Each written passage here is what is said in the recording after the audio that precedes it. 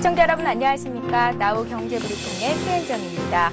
코스피 지수가 121 이동평균선이 위치한 1634포인트를 훌쩍 뛰어넘어서 1650선에서 등락을 거듭하고 있습니다. 중국은 전인대를 통해서 올해 경제 성장률 목표를 8%대로 내세웠고요. 성장 위주의 정책 운용에 초점을 맞췄습니다. 또 독일은 그리스에 대한 지원 의지를 다시 한번 확고히 했었는데요. 무엇보다 관심을 모았던 미국의 고용 지표가 양호한 것으로 나타나면서 미국 증시가 지난 주말에 1% 이상 강세 흐름을 보인 것이 오늘 국내 증시에도 영향을 미치고 있는 것으로 풀이됩니다. 오늘 외국인과 기관이 쌍끌이 동반 매수에 나섬에 따라서 코스피 지수가 1650선 위로 훌쩍 뛰어오른 모습인데요. 먼저 수급 상황부터 좀 더 자세히 살펴보겠습니다. 네, 먼저 코스피 쪽입니다. 외국인들이 2,397억 원 순매수하면서 상승장을 주도하고 있습니다. 외국인들이 5거래일 연속 순매수를 이어가고 있는 것으로 풀이됩니다. 네, 기관이 718억 원 순매수하면서 역시 지수 상승에 일조하고 있는 모습인데요. 반면 개인들이 3천억 원 가까이 매도 우위를 보이고 있습니다. 코스닥 시장에서는 외국인과 개인이 매수 주체로 떠오르고 있고요. 반면에 기관이 63억 원 정도 찰진한 매물을 내놓고 있습니다. 프로그램 쪽에서는 현재 460억 원의 매수 우위가 나오고 있습니다. 네, 이어서 업종별 현황 살펴보겠습니다. 오늘은 통신업종이 가장 크게 상승하고 있습니다. 마케팅 비용 축소 합의로 급등세를 보이고 있는데요.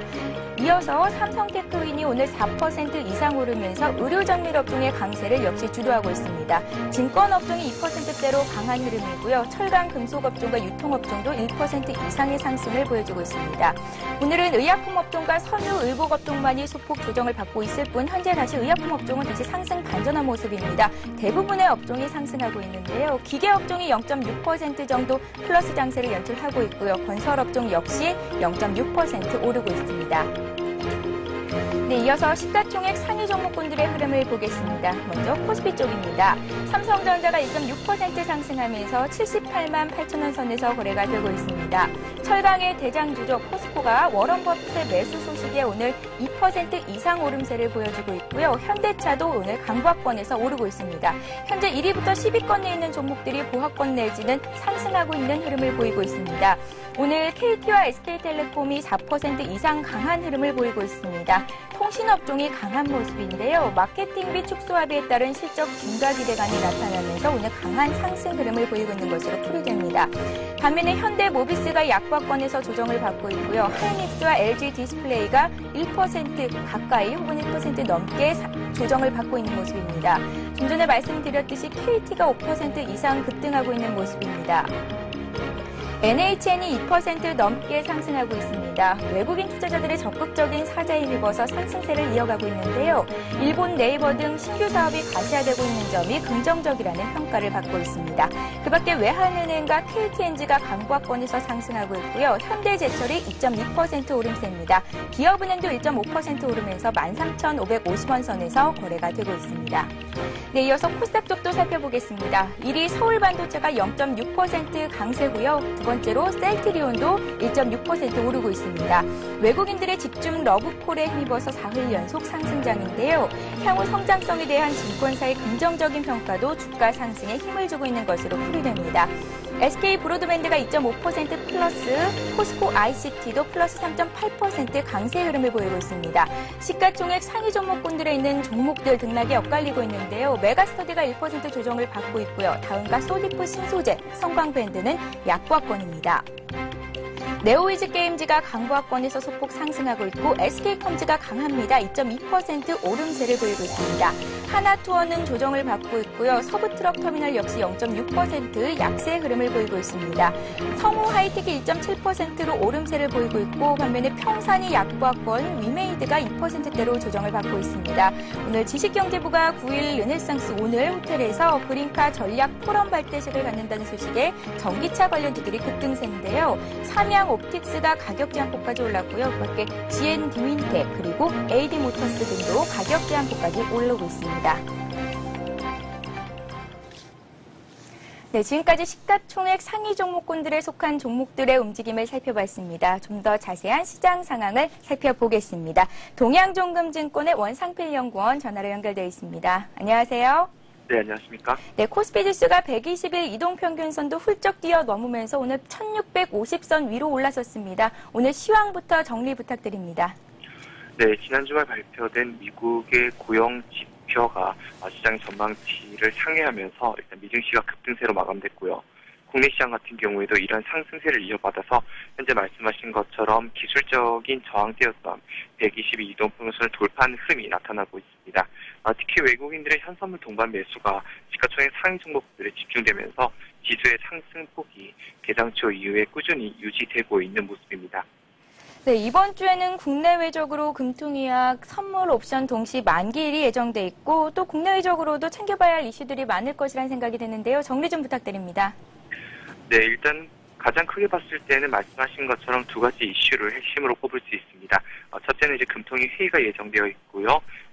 2010년도 첫 번째 선물 옵션 동시 만기이기도 합니다. 금통위 같은 경우에는 사실상 금리 인상은 어렵다고 보고 있고요. 이번에도 역시 금리 동결이 확실시되고 있는 분위기이기 때문에 시장에 미치는 영향력은 매우 제한적일 것이라고 보고 있습니다. 다만 이제 금통위 의장이 어떠한 코멘트를 남길 것인가 이 부분이 이제 시장 관심이 집중되고 있는데요. 전체적으로 현재 글로벌 불확실성이 남아 있고 금통위와 그리고 정부 정책의 생각 자체도 아직까지는 금리 인상 내지는 출구 전략을 시행할 시기가 아니라고 보고 있기 때문에 지난번과 마찬가지로 무난한 금통위가 될 것으로 보고 있습니다. 선물옵션 동시 선물옵션 동시 만기 같은 경우에는 역시 역사상 최고치 수준까지 확대된 이 매도 차익 잔고가 어떤 수준으로 그리고 어떤 방식으로 청산될 것인가 이 부분이 가장 관심사인데요. 매도 차익 잔고가 청산될 경우에는 프로그램 매수 유입으로 직접적인 상승 모멘텀이 될 수 있다는 점에서 일단 관심의 집중이 요구되는 부분입니다. 네, 코스피 지수가 1653포인트 위로 올라서면서 추가 상승에 대한 여부가 점쳐지고 있습니다. 일단은 증시가 대외 호재들에 힘입어서 큰 폭의 반등을 하고 있고 오늘 주변국 아시아 증시도 일제히 오름세를 보이고 있는데요. 이런 기술적인 상승세가 유지될 것으로 보시는지요?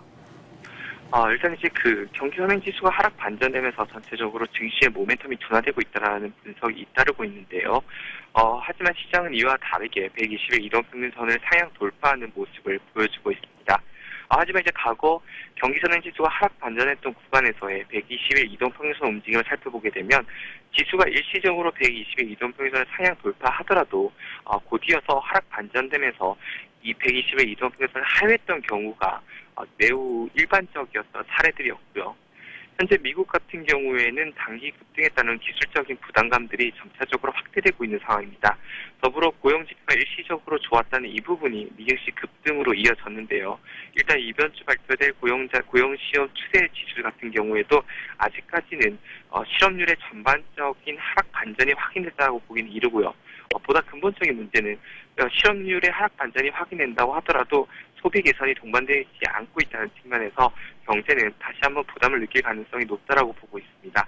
따라서 코스피 지수 1650포인트 부근으로는 현재 지수대 기준으로 봤을 때 오히려 주식을 매수하기보다는 보유 비중을 줄일 수 있는 기회라고 보고 있습니다.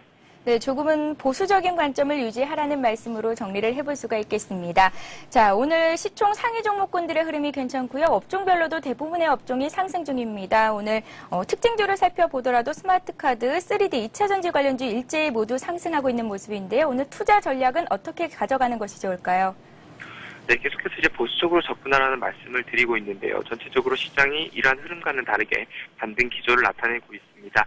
하지만 지금 분명한 경기 모멘텀 둔화 그리고 외국인들의 매수세가 지수의 상승을 뒷받침해주고 있지만 현재 외국인들의 선물 누적 포지션과 그리고 매수 차익 잔고가 주중에 추가적으로 유입될 경우에는 오히려 주 후반에 이러한 매수 차익 잔고 청산과 그리고 외국인들의 선물 매도에 따른 베이시스 악화 역시 예상 가능한 변수라는 측면에서 오히려 이번 한 주의 시장 움직임은 정강 후약으로 움직일 가능성이 높다라고 보고 있습니다. 그래서 전체적으로는 지금처럼 지수가 반등할 때마다 비중을 줄여나가는 전략을 계속적으로 권유해드립니다. 예, 알겠습니다. 도움 말씀 고맙습니다. 네, 감사합니다. 네, 동양정금증권의 원상필 연구원과 함께했습니다. 이어서 주요 아시아 증시 흐름도 살펴보겠습니다. 네, 아시아 주요 증시는 오르고 있습니다. 일본 니케이 지수가 1.476% 상승으로 장을 마쳤습니다. 10,551포인트로 오전장을 마감했는데요. 일본 증시는 미국 고용 개선과 니콜라스 사르코지 프랑스 대통령이 유럽 지역이 그리스 구제를 위한 준비가 돼 있다는 발언에 힘입어서 상승 마감한 것으로 풀이됩니다. 여기에 엔화 약세로 수출주도 강세를 보였습니다. 중국 증시는 현재 0.4% 정도 상승한 3,044포인트에서 거래가 되고 있습니다. 원자재 가격 상승으로 인해 원자재들을 중심으로 강세를 보이고 있는 것으로 풀이됩니다. 항생지수와 홍콩 H지수 모두 1% 이상 오르고 있고요. 그밖에 베트남 지수와 싱가포르 지수, 호주 지수 등도 1%대의 강한 상승 흐름을 이어가고 있습니다. 네, 오늘 아시아 증시 상황도 괜찮습니다. 일본 증시가 1.7% 정도 상승으로 장을 마쳤고요. 중국 증시도 강보합권에 들어서 있는데요. 좀 더 자세한 아시아 증시 상황도 살펴보겠습니다.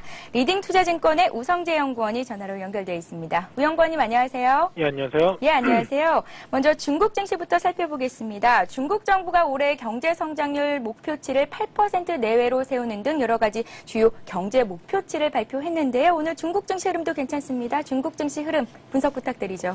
예, 지금 중국 본토지수 강한 흐름 보여주고 있습니다. 장 초반 3,036포인트대, 장 시작한 이후에 고점을 높여나가는 모습을 보여주고 있는데요. 현재 상하이 종합주가지수는 3,050.21포인트, 약 0.63% 상승하는 모습 보여주고 있습니다. 지난주 주말 전인대가 시작한 이후 꾸준한 정책 관련된 이야기들이 나오고 있는 가운데 지금 위안화 절상에 대한 이야기가 나오면서 시장에서의 관심을 받고 있는 모습을 보여주고 있습니다. 중국인민은행 총재가 전인대에서 특별 부양 정책이 언젠가 철회돼야 한다라는 언급과 함께 인민은행에서 위안화 절상에 대한 이야기를 내놨었습니다. 지금 달러에 연동된 위안화가 무기한 유지되지는 않을 것이라는 언급과 함께 위안화 절상에 대한 가능성을 더욱더 크게 열어놓는 모습이었는데요.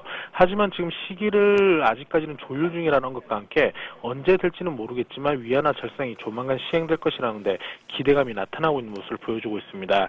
또한 원저바오 총리가 내수시장 확대 위한 부양책이 필요하다라는 이야기와 함께 2010년도 경제 회복의 기조는 내수 시장이라는 언급을 내놨었는데요. 결국 지금 내수 관련 업종들에 대한 기대감은 더욱더 커지고 있다고 보시면 좋을 것 같습니다.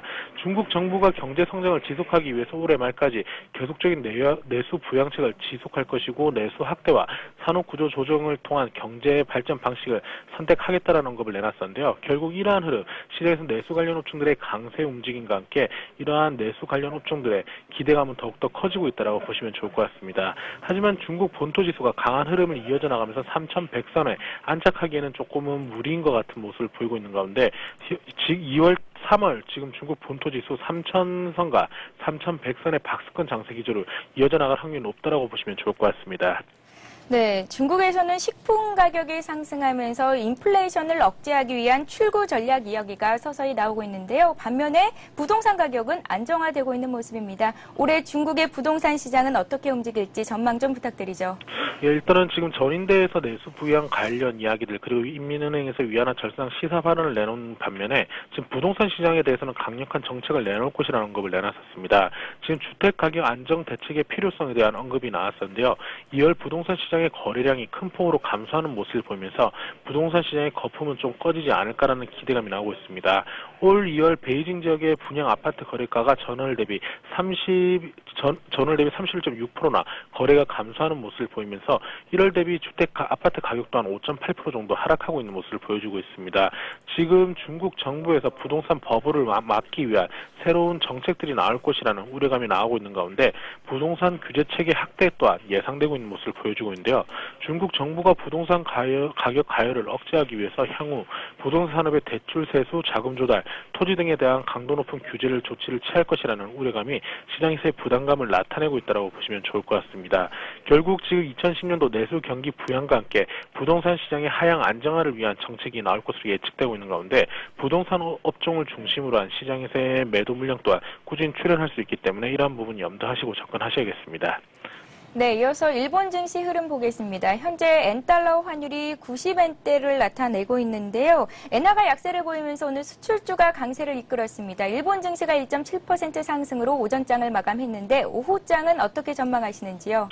예, 일본 니케이 지수 오전장 1551포인트대 장 마감하는 모습이었습니다. 지금 엔화 약세 기조로 인한 시장에서의 수출주를 중심으로 한 대기 매수세가 또다시 유입되고 있는 모습을 보여주고 있는데요.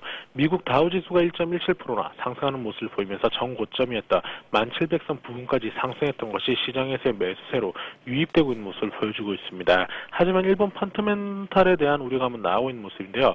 2월 외환 준비고가 2개월 만에 감소세로 전환되는 모습을 보이면서 시장에서의 부담감을 나타내고 있는 상황입니다. 또한 국가 파산 가능성 또한 배제 못한다라는 언급 또한 시장에서의 부담감을 꾸준히 나타내고 있다고 보시면 좋을 것 같습니다. 지금과 같은 속도로 재정이 계속 악화되면 국가 파산 가능성을 배제할 수 없다는 아사히 신문의 보도가 있었는데요. 결국은 지금 세입 확충과 재정 긴축 등으로 인해서 국채 발행을 억제해야 되는데 지금 민주당 정부 입장대로 지금 정책이 나갔을 경우에는 국채 증가가 결국은 재정 악화로 이어질 것으로 예측되고 있는 만큼 무디스나 S&P에서 발표하고 있는 신용등급 하향에 따른 우려감은 커지고 있다고 보시면 좋을 것 같습니다. 하지만 지금 미국 경제 안정화에 대한 기대감으로 인한 엔화 약세 기조가 꾸준히 나타나고 있는 모습을 보이는 만큼 수출주를 중심으로 한 매수세는 강하다고 보시면 좋을 것 같은데요. 결국 니케이 지수 정강 후약의 움직임 또한 예측되고 있는 사례입니다. 니케이 지수가 1500선의 안착 여부가 될지 여부 확인하시면서 시장을 접근하셔야겠습니다. 네, 도움 말씀 고맙습니다. 네, 고맙습니다. 네, 리딩투자증권의 우성재 연구원과 함께했습니다.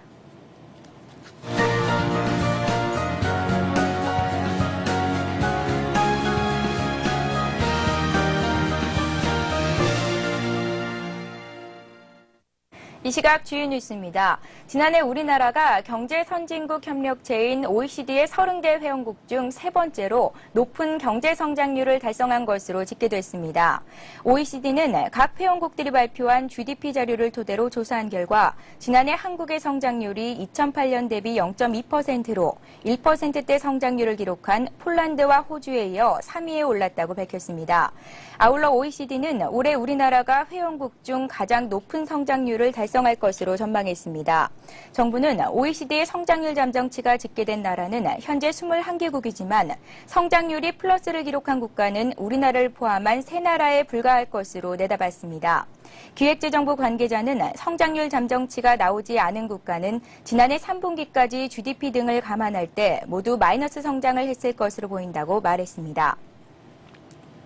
앞으로 속도 위반이나 신호 위반 등 교통법규를 위반하면 범칙금 납부에 관계없이 자동차 보험료를 더 내야 할 것으로 보입니다. 지금까지는 범칙금을 안 내면 보험료가 할증되지 않았습니다. 또 음주나 뺑소니 운전자의 보험료 할증률을 높이는 방안도 추진됩니다. 대신 교통법규를 잘 지키면 보험료가 내려갑니다. 손해보험업계는 교통사고를 줄이기 위해 이 같은 방안을 추진하고 있습니다. 손해보험협회는 법규 위반으로 범칙금을 낸 사람만 보험료가 할증돼 형평성에 문제가 있다면서 범칙금 대신 과태료를 내더라도 보험료를 할증할 필요가 있다고 설명했습니다. 손보업계는 금융감독원, 경찰청 등과 협의해 이르면 하반기 중 새로운 보험료율 적용 방안을 시행할 방침입니다.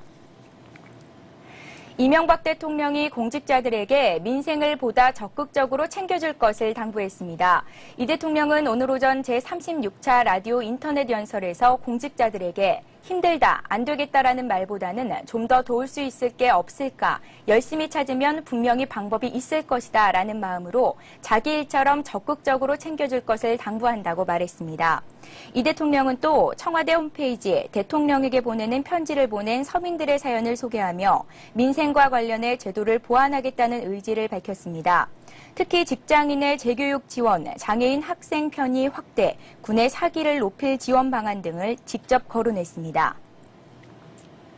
지난해 서울 시민은 자녀 1명당 월 평균 57만 7천 원의 사교육비를 지출한 것으로 나타났습니다.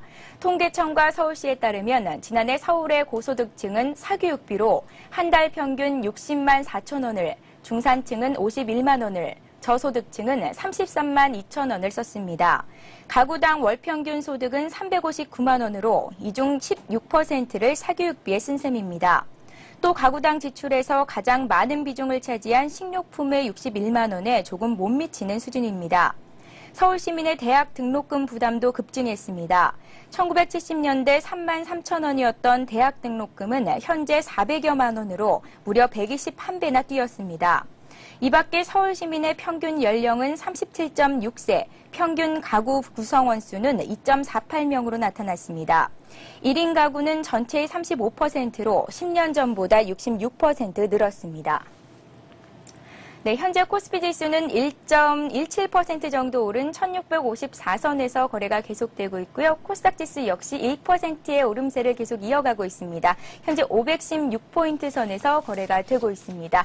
환율은 연일 하락하고 있습니다. 오늘로써 벌써 6거래일째 내림세인데요. 벌써 1134원센까지 4원대까지 하락한 모습입니다. 증시가 상승할 때는 조금 비중을 줄여보라는 전문가의 말이 있었습니다. 보수적인 투자 관점을 유지하는 것도 괜찮을 것 같은데요. 일단 외국인과 기관의 매수세가 들어오고 있는 만큼 수급 상황 그리고 업종별 흐름 꼼꼼히 체크해 보시기 바랍니다. 저희가 준비한 소식은 여기까지입니다. 고맙습니다.